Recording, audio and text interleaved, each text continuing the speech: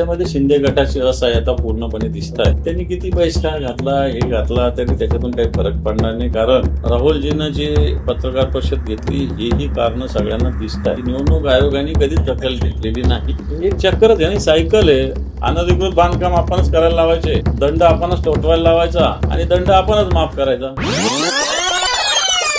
जानेवारी महिन्यामध्ये पालकमंत्री कोणकोणत्या जिल्ह्याचे असावे अशा पद्धतीनं मुख्यमंत्र्यांनी निर्णय घेतलेले. आता ऑगस्ट महिना आलेला आहे, 8वा महिना. या 8 महिन्यामध्ये या सरकारला अजून या 2 जिल्ह्याचे पालकमंत्र्यांना निर्णय घेता आलेला आहे. तसं इंडिकेशन जे आहे ते तर क्लिअर आहे की नाशिकचे पालकमंत्री गिरीश महाजन आणि रायगडचे पालकमंत्री आदिती तटकरे, तिथं इंडिकेशन क्लिअर दिसतात. कारण नाशिकमध्ये कुंभाची तयारी, महाकुंभाची तयारी सुरू आहे, तिथे गिरीश महाजनच लीड घेत आहेत.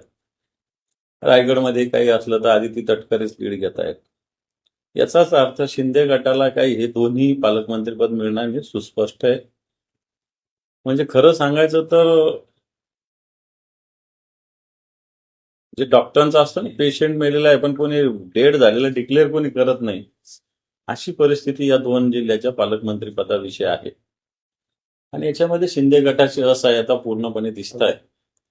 त्यांनी किती पैसा घातला हे घातला तरी त्याच्यातून काही फरक पडणार नाही, कारण हे काही करू शकत नाही, यांच्या हातात काहीच नाही, अशा प्रकारची स्थिती आहे. मुख्यमंत्र्यांनी आणखी यांचं काही एखादं दुसरं पालकमंत्रीपद काढून घेतलं तरी हे काही करू शकणार नाही, एवढं मी तुम्हाला ठामपणे सांगू शकतो.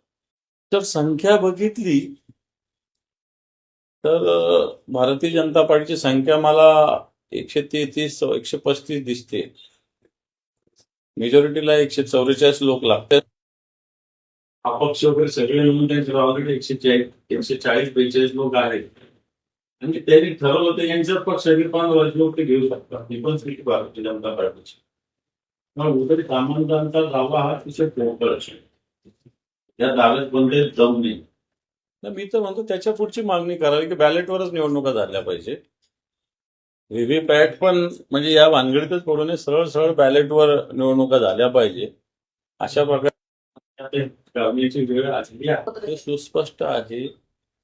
लोकसभा आणि विधानसभा निवडणुकीतल्या मतदान वाढ किती झाली याचे आकडे सुस्पष्ट आहेत. राहुलजीनं जे पत्रकार परिषद घेतली हेही कारण सगळ्यांना दिसत आहेत. आणि या सगळ्या गोष्टी निवडणुकीच्या वेळेस लक्षात आलेल्या होत्याच. या संदर्भात आम्ही निवडणूक आयोगाला नाही भेटलेलो होतो. पत्र तर आहेच नाना पटोलेंचं, पण त्याच्या आधी आम्ही निवडणूक आयोगाला सुद्धा भेटलेलो आहे, तहसील चोकलिंगम त्यांना या संदर्भात. आणि म्हणून या गोष्टी आधीपासून भारतीय जनता पार्टीनं निवडणूक आयोगाला हाताशी धरून केलेल्या आहे, हे स्पष्ट होतंय ना या हिंदुस्थानामध्ये. आणि महाराष्ट्रातही तसंच झालेलं आहे. कारण कित्येक लोकांचं नाव मतदार यादीतलं कित्येक आम्ही कलेक्टरांना सांगितलेलं आहे. माझ्याकडे तर उदाहरण आहे सगळे कित्येक जणांचे, की एकेका व्यक्तीचे नाव 5-5 ठिकाणी, एका मतदारसंघात 4 ठिकाणी, दुसऱ्या मतदारसंघात 3 ठिकाणी, असे कित्येक उदाहरणं समोर आहेत. तेव्हा निवडणुकीचे निकाल लागल्यानंतर आता पण अनेक तक्रारी केल्या गेल्या, त्याची कोणती दखल घेतली गेली? निवडणूक आयोगाने कधीच दखल घेतलेली नाही. परंतु आता राहुल गांधींनी सुस्पष्टपणे अभ्यास करून काही गोष्टी सगळ्या या हिंदुस्थानाच्या समोर आणलेल्या आहे, जनतेसमोर आणलेल्या आहे. आणि मला असं वाटतं याच्यामुळे आता निवडणूक आयोगाची विश्वासार्हता अतिशय मला असं वाटतं तपासण्याची वेळ आलेली आहे. पहा, आता शितवण भाताची परीक्षा होत असते. जर राहुलजीनं ते दाखवलं तर आता आम्ही या मतदारसंघात अशा पद्धतीनं अभ्यासाला लागलेलो आहोत. आमचे जे बूथवरचे गटप्रमुख आहे यांच्याशी चर्चा करून प्रत्येक मतदान केंद्रावरचे अनुभव मतदार यादीतले आम्ही सगळे शेअर करतोय. आणि येणार काळात या सगळ्या गोष्टी समोर येतात. जनतेत जागृती याच्यामध्ये मला असं वाटतं सगळ्यात महत्वाची आहे. असं दंड माफ करता येत नाही, एकाच महापालिकेसाठी करता येणार नाही. जर करायचं तर राज्यातल्या सगळ्या महानगरपालिकेत अशा पद्धतीने थोपवलेले दंड रद्द करावे लागेल.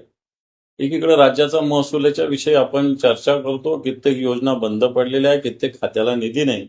आणि अशा पद्धतीनं महसूल रद्द करणं दंडाचा कासत नाही, मात्र हे चुकीचं पायंडा ठरेल. एक चक्करच आहे, सायकल आहे. अनधिकृत बांधकाम आपणच करायला लावायचे, दंड आपणच ठोठवायला लावायचा आणि दंड आपणच माफ करायचा.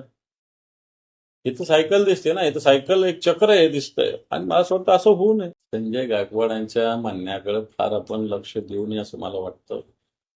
कारण अतिशय वल्गर, खालच्या स्तरावर वक्तव्य, मग फार देवेंद्र फडणवीसांच्या तोंडात कोविडचे जंतू टाकण्यापासून तर मतदारांना बाजारू म्हणण्यापर्यंत वक्तव्य संजय गायकवाड यांचे आहेत. त्यामुळे अशा व्यक्तीकडे मला असं वाटतं दुर्लक्ष केलेलं बरं. जनता आता याला उत्तर देईल मला असं वाटतं. थोडक्यात त्यांच्या कानावून गोळे गेलेली आहे. येणार का त्याला जनता उत्तर देईल.